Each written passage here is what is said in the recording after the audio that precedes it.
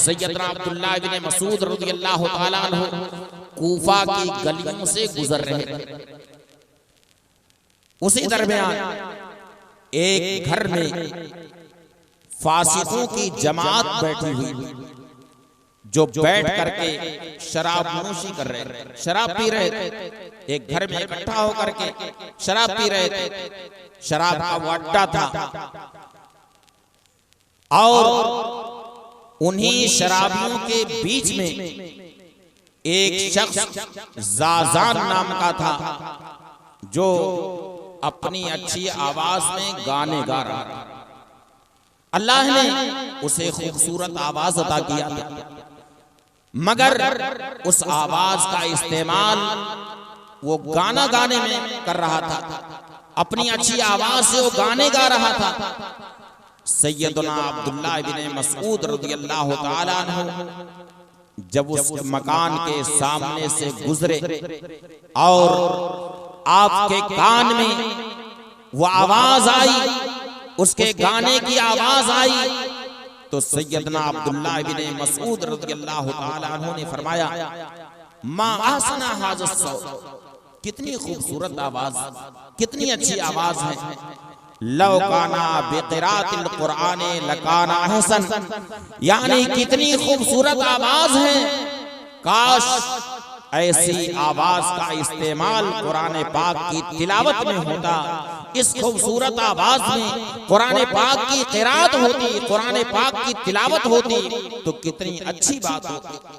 इससे अंदाजा लगाइए कि अल्लाह ने आपको अगर किसी नेमत से नवाजा है तो उस नेमत का इस्तेमाल अच्छी चीज में कीजिए। आपको अल्लाह ने अच्छी आवाज दी है तो उस आवाज का इस्तेमाल कुरान पाक की तिलावत में कीजिए, नात ख़ानी में कीजिए। ये नहीं कि उस आवाज का इस्तेमाल गाने में कीजिए। अल्लाह ने आपको और खूबी कोई अता किया है, उस खूबी का इस्तेमाल अच्छी चीज में कीजिए।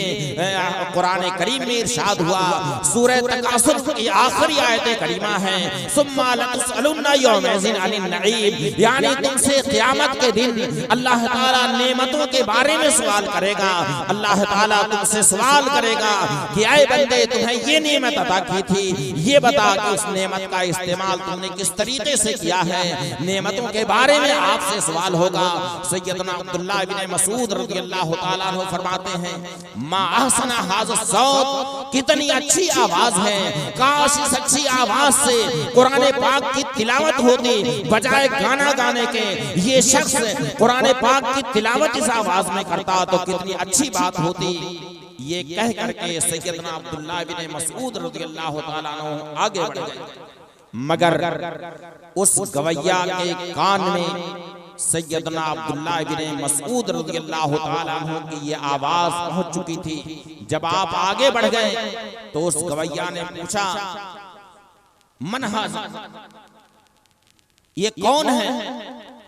लोगों ने बताया, हाज़ा अब्दुल्लाह इब्न मसूद साहिब रसूलिल्लाह सल्लल्लाहु अलैहि वसल्लम, ये है अजीम सहाबी रसूल हजरत अब्दुल्लाह इब्न मसूद रज़ियल्लाहु ताला अन्हु।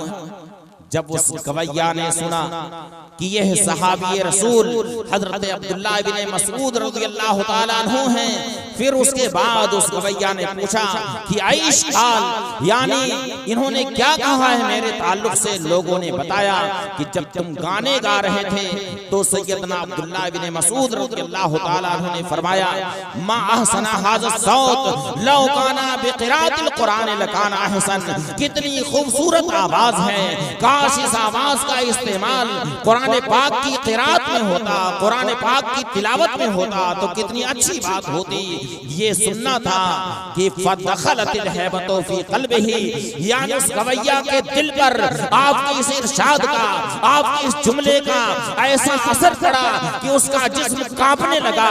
खौफ की वजह से वो लर्ज़ा बरंदाम हो गया, उसके दिल पर एक हैबत से तारी हो गई। फौरन उसने शराब के बर्तनों को फेंका और जो सारंगी बजा रहा था सारंगी को तोड़ा और उसी वक्त तौबा करता हुआ हजरत अब्दुल्लाह इब्न मसूद की बारगाह में पहुंच जाता है, तेजी के साथ बढ़ता हुआ उनके सामने पहुंचता है और उनके हाथ पर अल्लाह की बारगाह में सच्ची तौबा करता है कि अब वो न शराब पिएगा न गाना गाएगा, बल्कि सच्ची आवाज का इस्तेमाल कुरान पाक की क़िरात में करेगा। फौरन उसने तौबा किया। ये तौबा करना था कि हजरत अब्दुल्लाह इब्न मसूद रज़ियल्लाहु ताला अन्हु ने उसे अपने सीने से लगाया। जब लोगों ने देखा कि एक अजीम सहाबी रसूल एक गवैया को अपने सीने से लगा रहे हैं तो लोगों को ताज्जुब हुआ। जाहिर है कि कोई शख्स अगर गाने गाता मुस्तकिल और कोई आलिम दीन उसे अपने सीने से लगाए तो लोग सोचेंगे कि इस गवैया को, इस शराबी को अपने सीने से लगा रहे हैं, अपने इससे मुआनका कर रहे हैं। मगर हजरत अब्दुल्लाह इब्न मसूद रज़ियल्लाहु ताला अन्हु ने लोगों से इरशाद फरमाया, क्या लोगों, इसमें हैरत की कोई बात नहीं है, इसलिए कि इसने अल्लाह की बारगाह में सच्चे दिल से तौबा कर ली है और तौबा करने वाला अल्लाह की बारगाह में महबूब हो जाता है। तो जो अल्लाह की बारगाह में महबूब हो चुका हो तौबा की वजह से, तो मैं ऐसे शख्स से क्यों ना मोहब्बत करूं। यहाँ तक कि फिर उसके बाद वही ज़ाज़ान जो गाने गाया करता था, शराबियों की महफिल में रहा करता था, शराबियों की महफिल में रह करके सारंगी बजाता था, साज के आलात बजाया करता था, गाने गाया करता था, उस ज़ाज़ान ने गाना गाने से भी तौबा कर लिया, शराब से भी तौबा कर लिया और साथ ही साथ उसने लहो लईब के आलात को भी तोड़ दिया और सैयदना अब्दुल्लाह इब्न मसूद रज़ियल्लाहु ताला अन्हु की सोहबत में रह करके इतना बड़ा आलिम हो गया, इतना बड़ा मुहद्दिस हो गया कि आज बुखारी शरीफ हो या मुस्लिम शरीफ हो या हदीस की कोई भी किताब हो, आप देखेंगे कि बहुत सारी हदीसों में अन ज़ाज़ान अन अब्दुल्लाह इब्न मसूद यानी ज़ाज़ान का नाम जली हरफों में बुखारी शरीफ में नजर आता है, मुस्लिम शरीफ में नजर आता है, हदीस की दीगर तमाम किताबों में वो नाम नजर आता है। इससे अंदाजा लगाएं कि वो शख्स जिसने गुनाहों से तौबा कर लिया वो अल्लाह की बारगाह में ऐसा महबूब हो गया कि सुबह क़यामत तक के लिए अल्लाह ताला ने उसके नाम को हदीस की किताबों में महफूज कर दिया।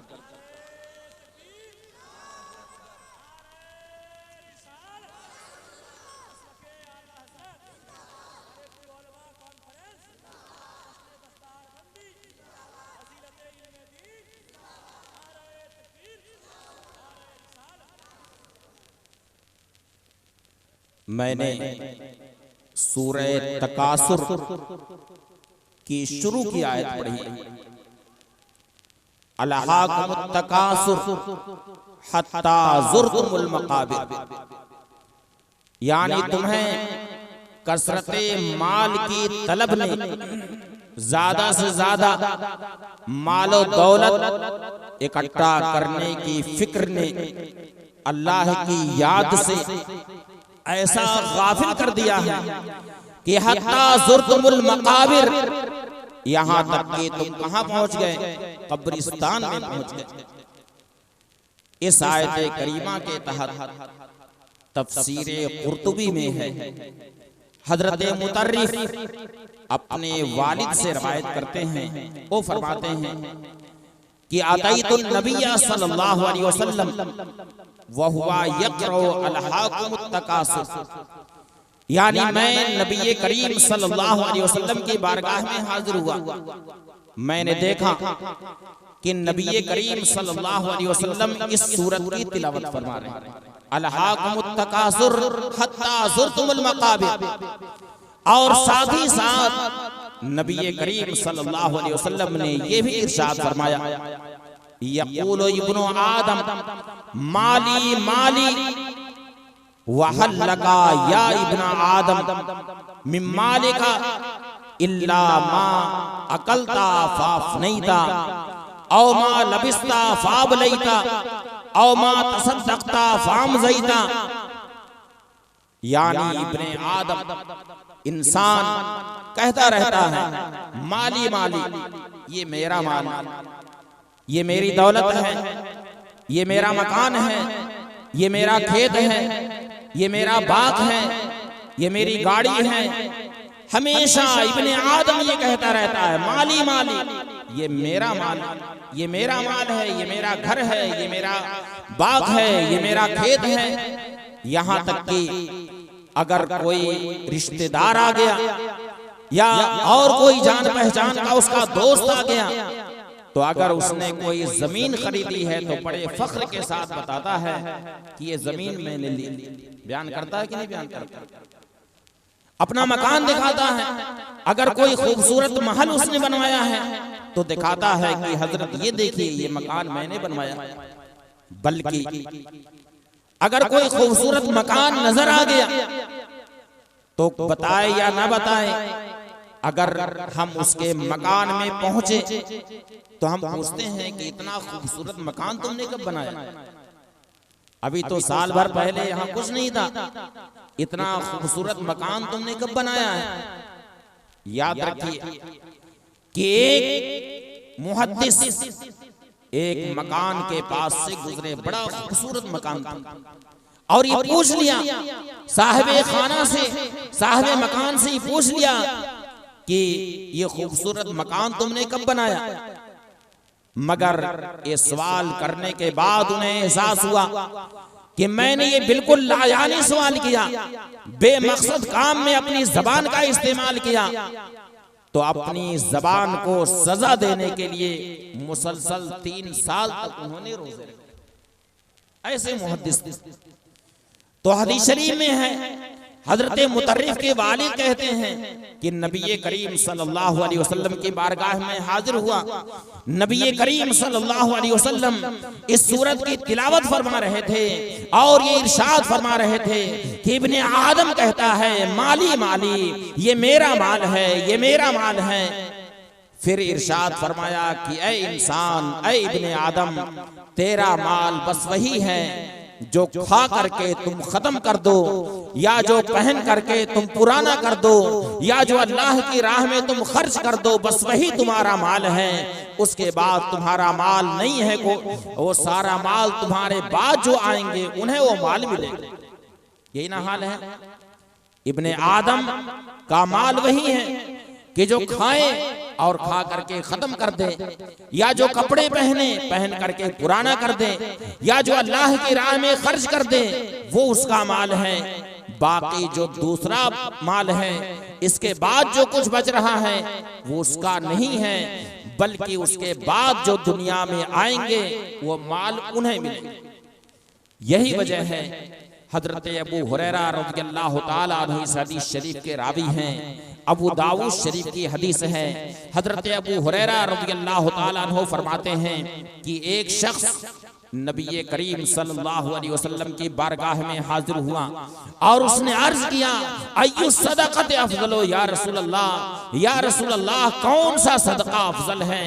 नबी करीम सल्लल्लाहु अलैहि वसल्लम ने इरशाद फरमाया ज्ञान तसद्दका वांता सहीहुन शहीहुन हरीसुन अलल माले तामुल बका व तख्शल फकरा, यानी अफजल सदका ये है कि तुम सेहत की हालत में, तंदुरुस्ती की हालत में, इस दौर से कि तुम्हारे दिल में माल की तलब भी हो और तुम्हें अभी जीने की उम्मीद भी हो और तुम्हें मुहताजी का अंदेशा भी हो, ऐसे हाल में अपना जो माल अल्लाह की राह में खर्च करोगे वही माल सबसे अफजल सदका है। फिर इरशाद फरमाया हत्ता इज़ा बलगतिल हुलकुमा, यहाँ तक कि इंसान के जब जागने का वक्त करीब आता है, उसके मरने का जब वक्त आता है, उस वक्त इंसान वसीयत करता है कि ये माल फुला के लिए है, ये माल फुला के लिए है।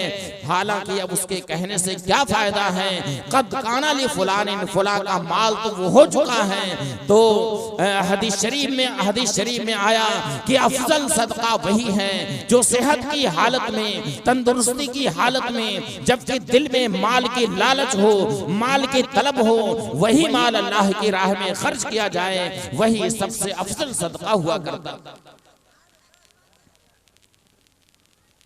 और ये याद रखिए कि हदीस शरीफ में आया है, तिरमिज़ी शरीफ की हदीस शरीफ है कि ला तज़ूलु क़दमा इब्ने आदम यौमल क़ियामति हत्ता युसला अन खम्स, यानी जब लोग यानी जन्नती जन्नत में जाते हों उस वक्त यानी लोग जा रहे हैं जन्नत की तरफ, उस वक्त आपका कदम एक जगह रुक जाएगा जाकर, उससे आगे आप नहीं बढ़ सकते। हदीस शरीफ में है कि ला तज़ूलु क़दमा इब्ने आदम हत्ता युसलान खम्स, यानी इब्ने आदम का कदम आगे नहीं बढ़ सकेगा यहां तक कि उससे 5 चीजों के बारे में पूछा जाए। 5 सवालात उससे किए जाएंगे।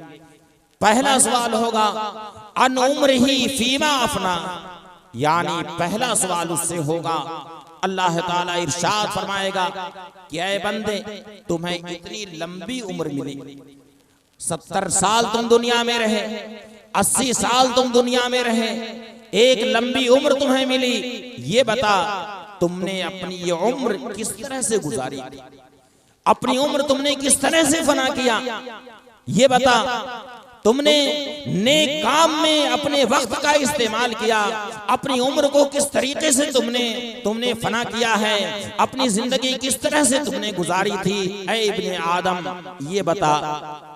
और दूसरा सवाल होगा नौजवानों से उनकी जवानी के बारे में पूछा जाएगा। वयुसालन शबाब ही फीमा अबलाह, यानी नौजवानों से उनकी नौजवानी के बारे में पूछा जाएगा। अल्लाह ताला इरशाद फरमाएगा कि तुम्हें जवानी मिली, तुम्हें तवानाई मिली, जिसमें तुम्हें ताकत मिली, ये बता कि अपनी जवानी के लम्हात तुमने किस तरह से गुजारे थे। आज हमारे सामने नौजवान तबका है, ये नौजवान तबका अपने शबो रोज दिन रात मोबाइल देखने में और लगो लायाने कामों में अपने दिन रात गुजारता है, लेकिन कभी उसने अपनी जवानी के बारे में नहीं सोचा कि मुझे अपनी जवानी के लम्हात किस तरह से गुजारने हैं। याद रखिए हदीस शरीफ में इरशाद है वान शबाब ही फीमा अबलाह, यानी नौजवान से उसकी नौजवानी के बारे में पूछा जाएगा। क्या नौजवान तुमने अपनी नौजवानी के औकात किस तरह से गुजारे हैं, अल्लाह की ताअत में तुमने अपनी नौजवानी गुजारी है कि नहीं गुजारी है, ये सवाल इब्ने आदम से होगा। और तीसरा सवाल होगा मालदारों से, वान माल ही मिन आइना इक्तसबा, यानी मालदारों से उनके माल के बारे में पूछा जाएगा। अल्लाह ताला इरशाद फरमाएगा कि ये माल जो तुमने इकट्ठा किया, ये माल तुमने कहां से इकट्ठा किया, कौन सा जरिया तुमने अपनाया था। आज अगर किसी के घर पर छापा पड़ जाए, यानी आमदनी से ज्यादा अगर उसके पास संपत्ति नजर आए और उसके घर पर छापा पड़ जाए, तो आदमी को पसीना आने लगता है। वो ये सोचता है कि मुझे कैसे इस परेशानी से निजात मिलेगी, मगर अल्लाह रब्बुल इज्जत व हुकमुल हाकिमीन है, वो शहीद व बसीर हैं। अल्लाह ताला इरशाद फरमाएगा, मालदारों से सवाल होगा कि तुमने ये माल जो इकट्ठा किया, ये कहां से तुमने कमाया है, इसके लिए तुमने कौन सा जरिया इख्तियार किया था। और साथ ही साथ ये भी सवाल होगा कि फीमा अनफक़ा, यानी ये दौलत जो तुम्हें मिली, इस दौलत का इस्तेमाल तुमने कहां किया, अच्छे काम में ये दौलत इस्तेमाल किया है या किस काम में तुमने ये दौलत अपनी इस्तेमाल की है। तो ये भी सवाल होगा कि माल तुमने इकट्ठा किया, दौलत इकट्ठा की, तो उस माल का इस्तेमाल, माल और दौलत का इस्तेमाल तुमने किस काम में किया। फिर उसके बाद ये 4 सवाल तो दौलतमंदों से।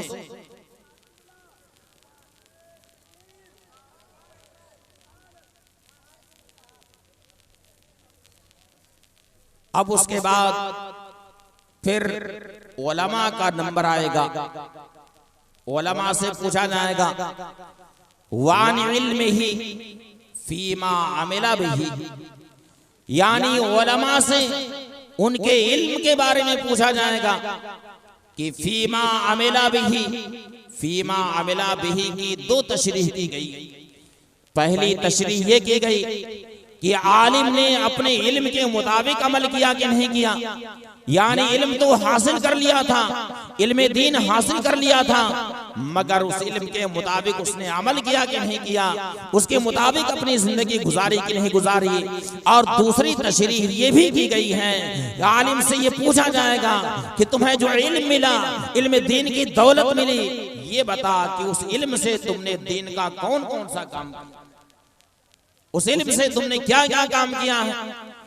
ये 5 सवालात होंगे। हदीस शरीफ में है कि ला तज़ूलु क़दमा इब्ने आदमा हत्ता युसअला अन खम्स, यानी इब्ने आदम का कदम अपनी जगह से नहीं हटेगा जब तक कि उससे 5 चीजों के बारे में ना पूछा जाए। अलहाकुमुत तकासुर हत्ता ज़ुरतुमुल मकाबिर, कसरत माल की तलब ने, ज्यादा से ज्यादा माल और दौलत इकट्ठा करने की फिक्र ने तुम्हें याद इलाही से ऐसा गाफिल कर दिया है, ऐसा गाफिल किया कि हत्ता ज़ुरतुमुल मकाबिर, यहाँ तक कि तुम कब्रिस्तान में पहुंच गए।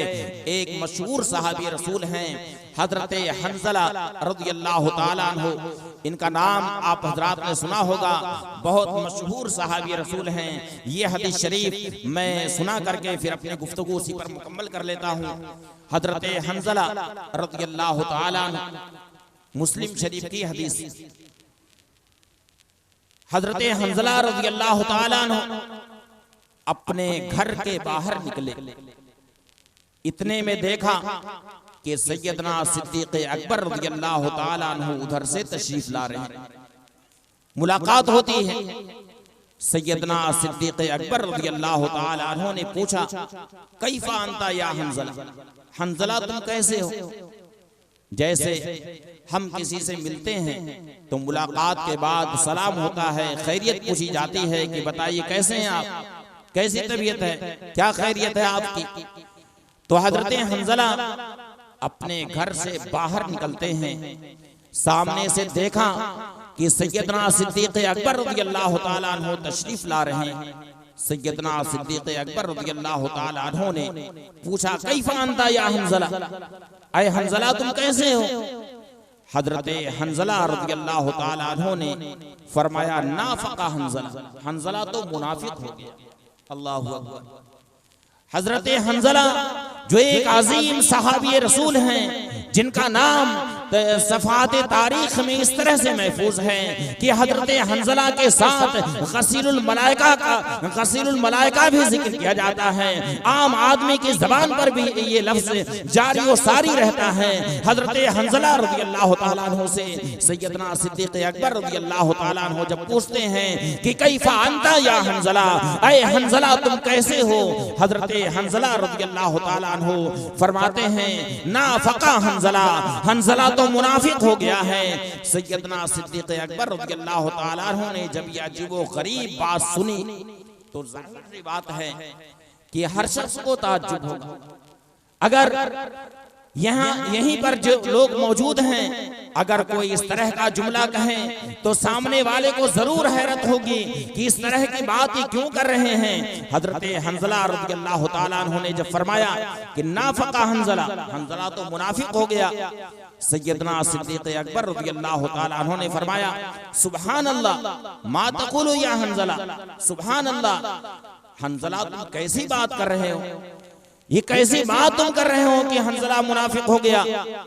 हजरत हंज़ला रज़ियल्लाहु ताला अन्हु ने जो इरशाद फरमाया, मेरे भाई उसे गौर से सुनो। हजरत हंज़ला रज़ियल्लाहु ताला अन्हु ने फरमाया कि इन्ना नकूनो इंदा रसूलिल्लाह सल्लल्लाहु अलैहि वसल्लम फयुज़क्किरुना बिल जन्ना वन नार हत्ता कान्ना रायु ऐन फैज़ा खरजना मिन इंदे रसूलिल्लाह सल्लल्लाहु अलैहि वसल्लम आफसनल अज़वाजा वल औलादा वज़्ज़याते व नसीना कसीरम मिम्मा समेना मिन रसूलिल्लाह सल्लल्लाहु अलैहि वसल्लम। हजरत हंज़ला रज़ियल्लाहु ताला अन्हु ने सैयदना सिद्दीक़ अकबर रज़ियल्लाहु ताला अन्हु से फरमाया कि हम जिस वक्त नबी करीम सल्लल्लाहु अलैहि वसल्लम की बारगाह में रहते हैं और नबी करीम सल्लल्लाहु अलैहि वसल्लम हमें वाज़ो तज़कीर फरमाते हैं, हमें नसीहत फरमाते हैं और हमें जन्नत की खुशखबरी देते हैं और अज़ाबे जहन्नम से हमें डराते हैं, उस वक्त वाजो नसीहत का असर हमारे दिलों पर इस तरह से रहता है, हत्ता कान्ना रायो ऐनिन, यानी ऐसा मालूम होता है कि हम अपने सर की आंखों से जन्नत भी देख रहे हैं और जहन्नम को भी देख रहे हैं, ऐसा हमें मालूम होता है। ये तो सहाबी रसूल की शान है और निगाहे नबुव्वत का क्या आलम होगा जिनकी शान ये है। इरशाद फरमाया, इन्नल्लाह रफ़ा लिद्दुनिया फाना अंजुरु इलैहा व इला मा हुवा काइनुन फीहा इला यौमिल क़ियामत कान्नमा अंजुरु इला कफ़ी हाज़ा।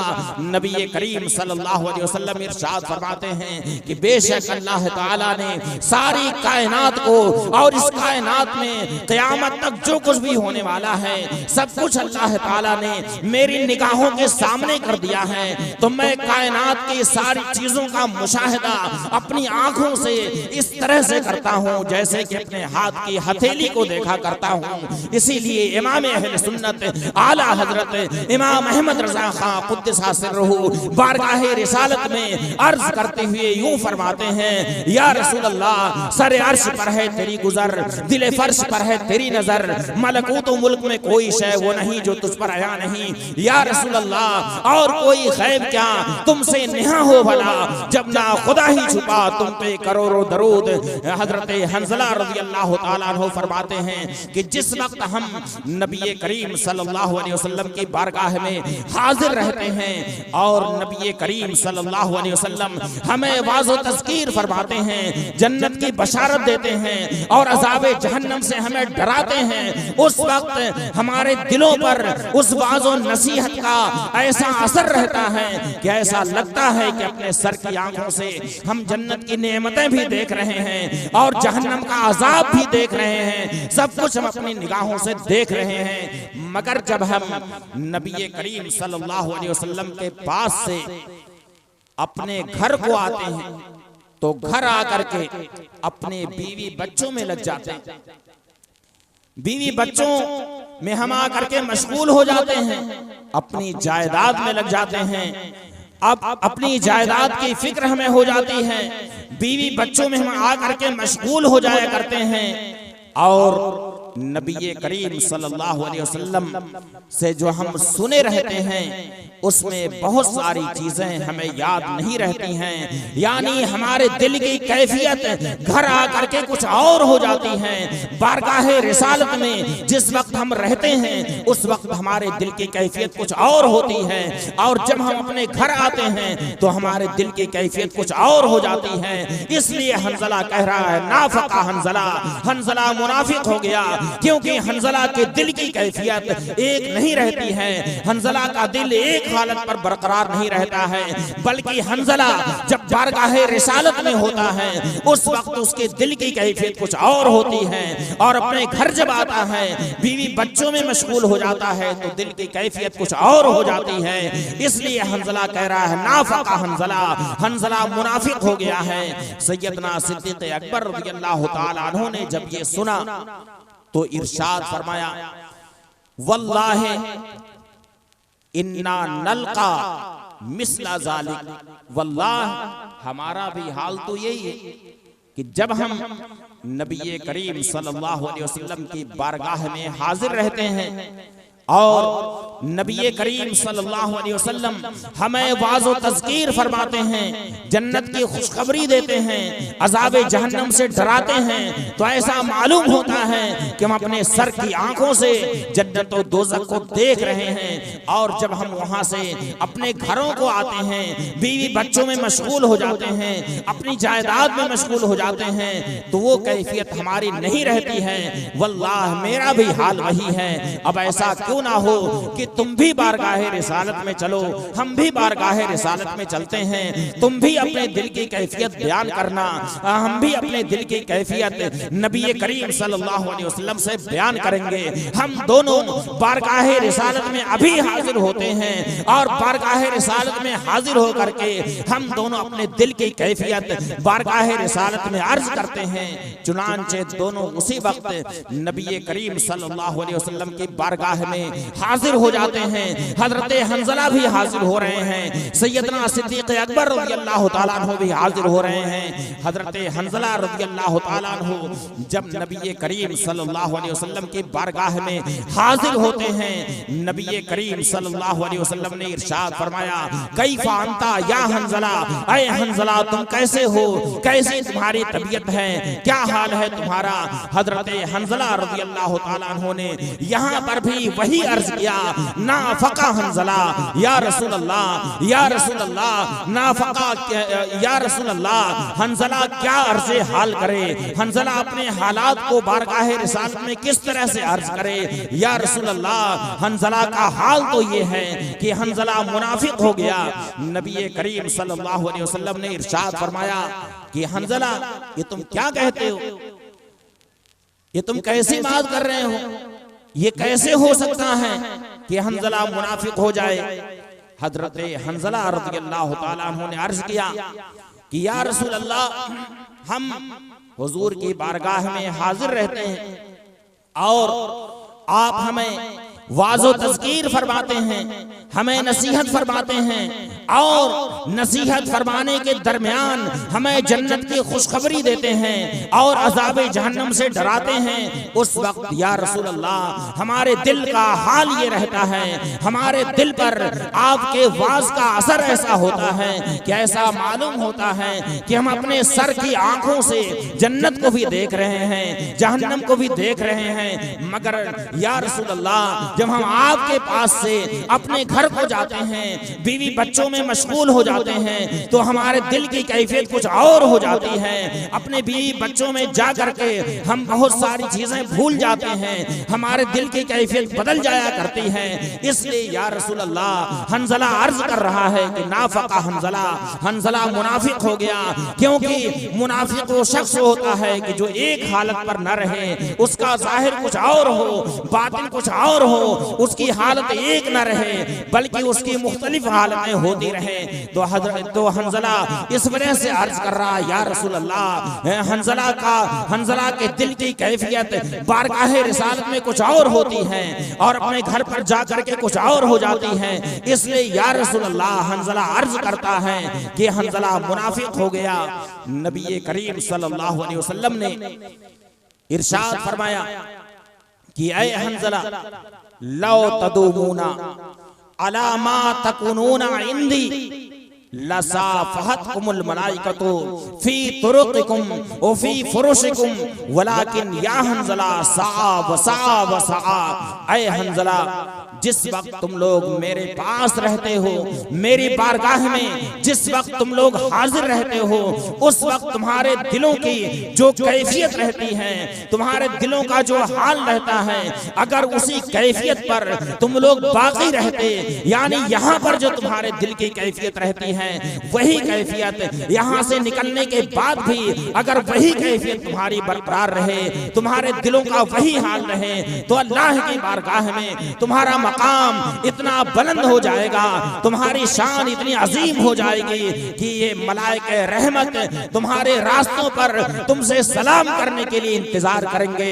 यही मलाइके रहमत, यही फरिश्ते तुम्हारे रास्तों पर हाजिर होकर के तुमसे मुसाफा करेंगे, तुमसे सलाम करेंगे और तुम्हारे बिस्तरों पर भी जाकर के तुमसे मुसाफा करेंगे। वलाकिन या हंजला सा वसा, लेकिन ऐ हंजला, ये वक्त की बात है, ये वक्त की बात है कि यहाँ पर तुम्हारे दिल की कैफियत कुछ और होती है और घर जाकर के तुम्हारे दिल की कैफियत कुछ और हो जाती है। अलहाकुमुत तकासुर हत्ता ज़ुरतुमुल मकाबिर, तुम्हें कसरत माल की तलब ने याद इलाही से इस तरह से गाफिल कर रखा है, ऐसा गाफिल कर रखा है, हत्ता ज़ुरतुमुल मकाबिर, यहाँ तक कि तुम कब्रिस्तान में पहुंच गए, तुम्हें आखिरत का खौफ नहीं है। तुम नमाजों से इस तरह गाफिल हो कि पूरी रात तुम ख्वाबे गफलत में पड़े रहते हो, रात भर सोना, अपना दिन लहो लईब में गुजारना, सब सुबह तक सोना तुझे, दिल लहो में खोना तुझे, शर्मे नबी खौफे खुदा ये भी नहीं वो भी नहीं। इतना बड़ा जलसा मुनाकिद किया है, इस जलसे से कौन सा पैगाम लेकर के तुम्हें जाना है, तुम्हें इसकी कोई परवाह नहीं है। अभी कोई आ जाएगा और तुमने वक्ती तौर से उससे तुम उससे महजूज हो गए तो तुम ये तो कहोगे कि बड़ा मजा आया, जलसे में बड़ा अच्छा लगा, लेकिन तुमने इतना माल खर्च किया, इतने पैसे लगाए, अपने घरों को छोड़ करके आए हो जलसा सुनने के लिए। ये बताओ कि इस जलसे से कौन सा पैगाम तुम लेकर के जा रहे हो। याद रखो कि जो हदीस शरीफ में इरशाद हुआ, जो अहादीस करीमा तुम्हारे सामने पढ़ी गई हैं, उन अहादीस करीमा में गौर करो। और साथ और आयत करीमा जो पढ़ी गई, अलहाकुमुत तकासुर हत्ता ज़ुरतुमुल मकाबिर, कसरत माल की तलब ने तुम्हें याद इलाही से ऐसा गाफिल कर रखा है कि तुम्हें नमाज की फिक्र है, और रमजान आ रहा है, रोजे की भी तुम्हें फिक्र नहीं होगी, और इसी तरह से दीगर अहकाम इलाहिया की तुम्हें कोई फिक्र नहीं। सुबह शाम तुम गाफिल रहते हो, हत्ता ज़ुरतुमुल मकाबिर, यहाँ तक कि तुम कब्रिस्तान में पहुंचे। आज हम लोगों का हाल यही, हमारे मुआशरे का हाल यही कि नौजवान तबका हमारे सामने इकट्ठा है। अभी मेरे बाद ही कोई खड़ा हुआ और उसके अंदाज से, उसकी अदा से अगर बड़ा मजा आया तो ये नौजवान कहेगा कि बड़ा मजा आया, बड़ा अच्छा लगा। लेकिन अफसोस की बात यह है कि इतना बड़ा जलसा हुआ और इतना सारा कौम का सरमाया इसमें खर्च हुआ। ये बताओ कौन सा पैगाम लेकर के जा रहे हो, कौन सा पैगाम अमल लेकर के जा रहे हो, जिसे तुम अपने लिए नमूने अमल बनाओ, उसके मुताबिक अमल करो, उसके मुताबिक अपनी जिंदगी को ढाल लो, ताकि तुम्हारी दुनिया भी अच्छी रहे और दुनिया अच्छी होने के साथ साथ तुम्हारी आखिरत भी अच्छी हो जाए। अब मैं इन्हीं जुमलों पर अपनी गुफ्तगू मुकम्मल करता हूँ। मैंने जो बयान किया उसमें जो हक़ व सवाब है वो अल्लाह रब्बुल इज़्ज़त की तरफ से है, अल्लाह ताला उसे कबूल फरमाए। और बयान करने में किसी भी तरह की ताबीरी तशरीही या कोई भी खता हुई हो वो मेरी तरफ से है, मैं उससे तौबा इस्तिग़फ़ार करता हूँ। अस्तग़फ़िरुल्लाह रब्बी मिन कुल्लि ज़ंबिन व अतूबु इलैहि व आखिरु दावाना अनिल हम्दुलिल्लाहि रब्बिल आलमीन। अस्सलामु अलैकुम व रहमतुल्लाहि व बरकातुहू।